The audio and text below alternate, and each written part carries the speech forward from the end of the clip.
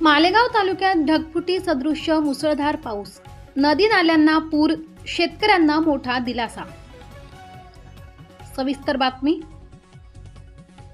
मालेगाव तालुक्यातील जळकू, अस्ताने, टोकडे, कंदाणे, जोडगे, भिलकोट, देवारपाडे आदी गावांमध्ये आज सायंकाळी 4 ते 5 वाजेच्या दरम्यान ढगफुटी सदृश्य मुसळधार पावसाने जोरदार हजेरी लावली। अवघ्या काही मिनिटांच्या पावसात नदी नाले दुथडी भरून वाहू लागले। अनेक ठिकाणी पाण्याचा वेग वाढल्याने परिसरात पूरसदृश्य परिस्थिती निर्माण झाली। यंदा मान्सून उशिरा दाखल झाल्यानंतर शेतकऱ्यांनी कापूस, मका तसेच इतर खरीप पिकांची पेरणी केली होती। मात्र त्यानंतर तब्बल 8 दिवस पावसाने दडी मारल्याने पिके कोमेजण्याची भीती निर्माण झाली होती। त्यामुळे शेतकरी चिंतेत होते। आज झालेल्या जोरदार पावसामुळे शेतकऱ्यांना मोठा दिलासा मिळाला असून पिकांना नवसंजीवनी मिळण्याची आशा व्यक्त केली जात आहे। नदी नाल्यांमध्ये पाण्याची आवक वाढल्याने परिसरातील जलसाठ्यातही वाढ होण्याची शक्यता आहे।